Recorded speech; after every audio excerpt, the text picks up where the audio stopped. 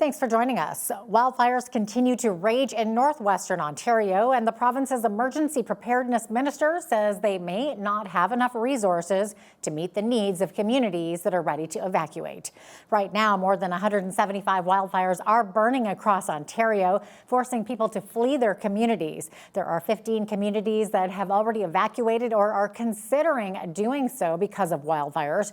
This map shows several of the larger fires burning northwest of Thunder Bay. Ontario is asking the federal government to ensure aircraft and crews could be deployed in 24 hours or less in case the province needs assistance. Residents of the Collins First Nation, about 250 kilometers north of Thunder Bay, were forced to evacuate by boat. It has 130 registered members, but the number of people living in the community fluctuates. There are reports that the entire community has been destroyed. Evacuees are now staying in hotels in Thunder Bay, and the city has run out of room to accommodate more people. While wildfires have devastated communities in northern Ontario, they're also causing health concerns across southern parts of the province as thick smoke plumes lingering in the sky for another day. Toronto's medical officer of health likens this to secondhand smoke. This is kind of like the earth smoking a cigarette, and we're getting the secondhand smoke from it. Those particles are going to contain a whole sort of soup of different chemicals and compounds. Shapiro warns these harmful compounds are capable of affecting anyone, regardless of age or underlying health. Environment Canada has said winds from the northwest will continue to blanket southern Ontario with smoke until at least Friday. Air quality warnings are in place from Thunder Bay to Kingston and down to Toronto, London, and Windsor. The weather agency says people should reschedule or reduce strenuous activities outdoors. And politicians in Michigan are upset about the wildfire smoke drifting down from Ontario. 4 Republican members of the U.S. House of Representatives have penned a letter to Prime Minister Mark Carney demanding, quote, immediate action. They say they were told a year ago that the problem would be addressed. They say provincial leaders have offered excuses instead of results and in some cases have openly dismissed the health of American citizens as an inconvenience to their own summer. They say that attitude is unacceptable from a neighbor and an ally. And besides the smoke, parts of central Canada have been under heat warnings. Earlier this week, Environment Canada issued warnings of extreme heat in parts of Manitoba, Quebec, and Ontario, where humidex values could make it feel like a sweltering 45 degrees. Of course, we've heard about scorching hot weather in Europe and Asia, but a northern Indian town called Banda ranks among the hottest places in Asia and has been the hottest place on Earth already 7 times this year. Temperatures have dropped a bit since then, but are still stifling, with folks there enduring weeks of temperatures peaking at 48 degrees Celsius, which is 118 degrees Fahrenheit, not including humidity. आसों की गर्मी कुछ हर साल से कुछ ज्यादा है। अभी 2-2 घंटा 3-3 घंटा का बत्ती नहीं आ रही है। बत्ती को ली जाए, बत्ती रही तो अंदर रहे, न बत्ती गई तो खटोली लेके चरपाई बाहर निकाल के बस यही बेनवा धांकते रहते हैं, बैठे क्या करें। इस बार देखिए गर्मी का प्रकोप तो आप भी देख रहे हैं, पूरे वर्ल्ड लेवल पे बांदा बहुत फेमस है गर्मी के मामले में।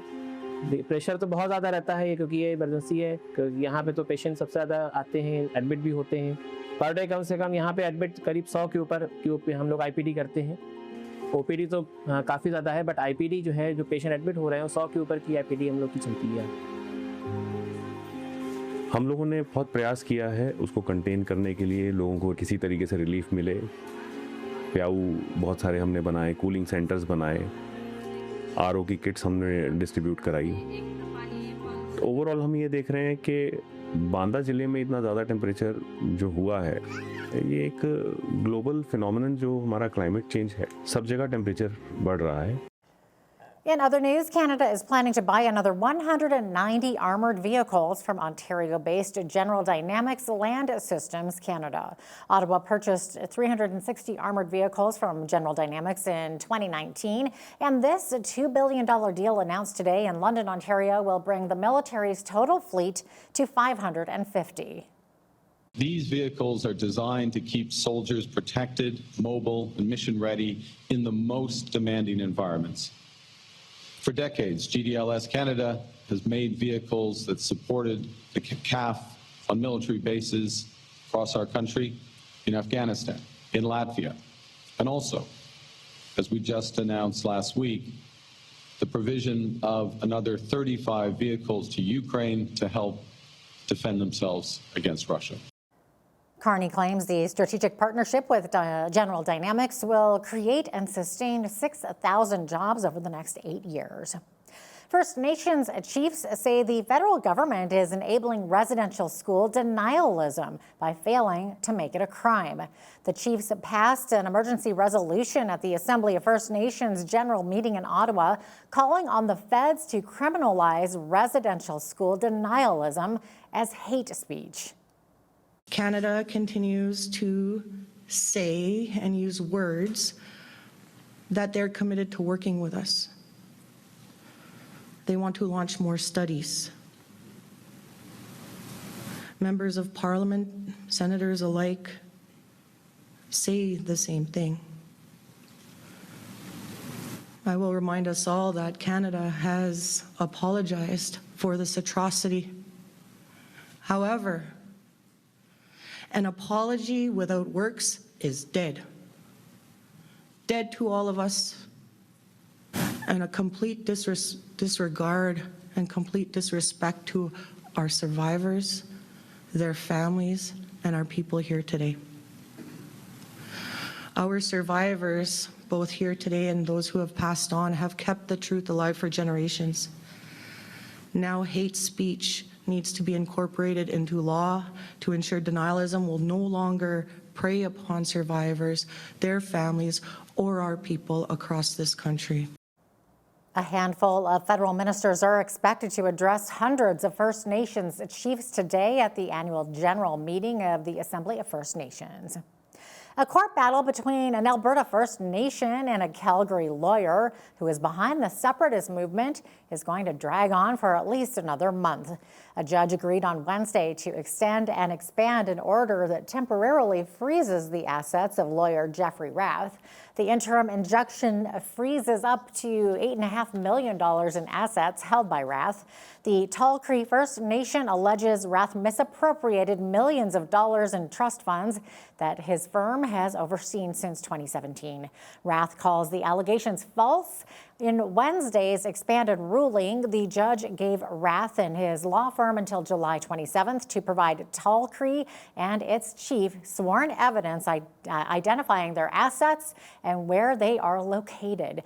Rath has also been ordered to undergo examination under oath about his assets on or before August 11th. Lethbridge police have arrested a suspect in connection with a shooting at a party house back in May. Police say in the early morning hours of May 10th, they responded to a call about a single gunshot being fired through the second-floor bedroom window of a West Side home along Lafayette Boulevard. The initial investigation revealed the property had been rented through Airbnb and was used for a nearly week-long party by a large group of people. The gunshot followed an altercation between several males inside the home. Police say this was not a random crime and the individuals involved know each other. Authorities now say a man who has been in custody on unrelated matters since mid-June has been charged in connection with the shooting. 20-year-old Emilio Harleen Gagnon Quinteros of Lethbridge is facing several charges. Police say Quinteros is currently in custody awaiting a court date. The Alberta Serious Incident Response Team, or ASIRT, has been called in to investigate a fatal shooting Wednesday afternoon involving RCMP in Brooks, Alberta. The shooting occurred at around 4 p.m. in Greenbrook Village. Officers knocked on the door of a wanted male and he attempted to flee. There was a confrontation, and when the suspect produced a weapon, an officer discharged their service weapon. Mounties say life-saving efforts by officers were unsuccessful and the suspect succumbed to his injuries. The name of the victim has not been released. A CERT has now been called in to conduct an independent investigation, independent of ACERT's investigation, and the RCMP will also do its own internal review to gather a full account of what took place. 2 former fire officials have begun court action after their dismissal from the Stavely Fire Department and the offense surrounding it. BCN's Naveen Day has the details. A former Stavely fire chief and his former deputy fire chief, Greg Olson, have each begun lawsuits in the Court of King's Bench of Alberta arising from their dismissal from the Stavely Fire Department. The filed statements of claim say the plaintiffs allege they were subjected to an unfair disciplinary process and that evidence and witnesses were not properly considered before their jobs were terminated. The town of Stavely, Municipal District of Willow Creek, Director of Emergency Services for Willow Creek, Kelly Starling, and Dacia Sunquist, CAO for the town of Stavely, are named as defendants. The former chief, who wishes not to be named or appear on camera, alleges that Willow Creek's Emergency Services Director communicated, repeated, endorsed, or permitted false allegations suggesting he had engaged in prostitution, sex trafficking, or other criminal conduct, despite knowing or being in a position to know those allegations were false. Former Deputy Fire Chief Greg Olson says what begun as meetings in which he identified some shortfalls in staffing and resources within the fire department took a nasty turn. He says he was told there were complaints made about the leadership within the Stavely Fire Department about conduct both on and off the job. He says he was initially stunned to hear the news and upset that administration would not provide anything to back up their allegations. We tried to ask for documentation or anything, any kind of documents, verbal, something that we could go off of to substantiate what those were so that we could make corrective action or decisions. And we went nowhere. Went nowhere. We were told that it was not going to be investigated and that the matter was considered closed. Olson adds the ordeal has completely upended his life and reputation. He says he joined as a volunteer firefighter to serve the people of his community, something he will never be able to return to doing.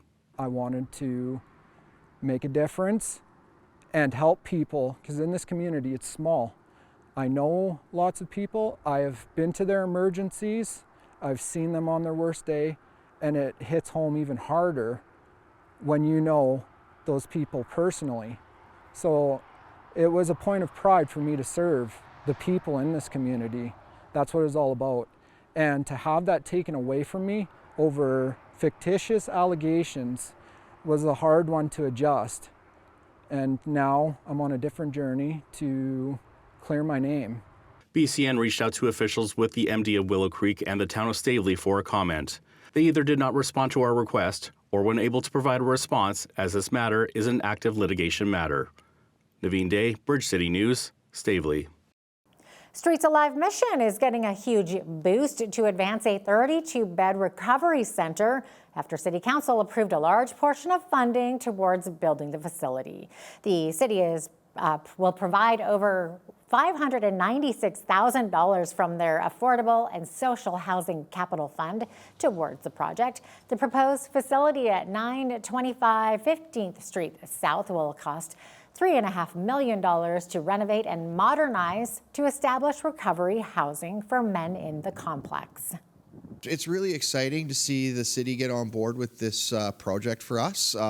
Just shows the commitment for both the city and other governments towards the recovery aspect of battling addiction, and in providing us the ability to put together this men's facility here in Lethbridge. The ability to have these types of beds in place for individuals that are looking to get that type of treatment is fantastic. It requires a collaborative effort between everybody involved, but the more beds that the city's able to put towards battling this addiction issue inside Lethbridge, the better.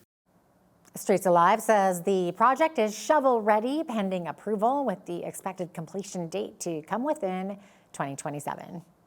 The city of Lethbridge has launched a residential survey today in hopes of hearing feedback over their curbside organics program. The curbside green cart program is meant to direct organic waste away from the landfill and encourage waste reduction. Since its launch in 2023, over 20 million kilograms of organic waste has been diverted from the landfill, an average of 585 kilograms per household. So this is an opportunity for us to hear from residents, how they use their green carts, if there's any ways that we can support having residents increase the usage of their green carts, or if there's opportunities for us to learn other strategies to make sure that green cart use is accessible but also increases as the years continue. This is the third year of the program, and so we're just wanting to see those rates increase year after year. We saw great increases from 2024 to 2025. We saw a 10% increase in tonnages from our green carts, and we just want to continue to see that grow and see that waste diverted away from black carts and into our green carts. The survey can be found on the city's website and is open until August the 30th. And before we go to break, a reminder that Lethbridge County has implemented fire restrictions as of today. The county says the wildfire risk is high due to sustained hot temperatures and a lack of moisture. All active burn and fireworks permits are now canceled, and no new permits will be issued. Those permits include things like burn pits, yard waste, and large debris. The CSA and ULC approved gas or propane stoves, heaters, and fire pits are still allowed, as are burn barrels and incinerators with spark arresters and charcoal briquette barbecues and wood pellet grills. Recreational campfires are also allowed if they're in approved fire pits. Canadian National Railway is being called on to stop operating through active wildfire zones after a crew had to be evacuated from a train that was engulfed in fire in northwestern Ontario. The Teamsters trade union says the train was operated by its members near the town of Armstrong, and the crew had to be treated for smoke inhalation. Video on social media shows orange-red flames closing in on the train as trees burned on both sides of the tracks. Teamsters is accusing CN of knowingly sending rail workers into the fire and endangering their lives. The union is trying to get to the bottom of the company's decision, and CN has temporarily suspended rail operations near Armstrong. Meanwhile, several deficiencies have been found in a stretch of CN rail tracks near the site of a train derailment northeast of Montreal on July 5th. That's when 49 wagons derailed on the edge of a residential area, and a Transportation Safety Board of Canada team was sent to investigate. A letter the Safety Board sent to Transport Canada's Director of Rail Safety found rail anchors were missing or had displaced in a few areas, while several ties were skewed. They also found rails shifted by as much as almost 9 centimeters in some spots, noting the structural issues could have impacted the train stability and increased the risk of derailment. Canadian consumers may have access to a treatment that slows early stages of Alzheimer's disease. Canada's drug agency is recommending that public drug plans pay for the treatment. Lecanemab is an antibody that targets the buildup of amyloid plaque in the brain, which is believed to be an underlying cause of the disease. Health Canada approved it last October, but Canada's drug agency recommended against publicly funding due to concerns about effectiveness and possible side effects. However, after reconsidering at the request of the drug's manufacturer, the agency's expert committee found it may have underestimated the drug's clinical meaningfulness. Sounds promising for those feeling the effects of this terrible disease. Now here's a look at today's markets. The TSX was down 76 to 35,340. The Dow was down 105 to 52,552. The S&P 500 was down 38 to 7,533, and the Nasdaq was down 387 to 25,881. West Texas Intermediate Oil was down a cent to 79.58 US per barrel. Natural gas was down 3 cents to 2.39 US. Gold was down 91.40 to 39.6890 US an ounce, and silver was down 2.23 to 55.50 US an ounce. Feed wheat is at $8.49 per bushel. barley is at $6.77. Canola is at $17.85, and corn is at $7.80 per bushel. Live cattle August contract was down $3.05 to $227.07. Feeder cattle August contract was down $3.35 to $346.60. Lean hogs August contract was down 5 cents to $127, and the Canadian dollar was down slightly over the past 24 hours and currently sits at $71.20 US.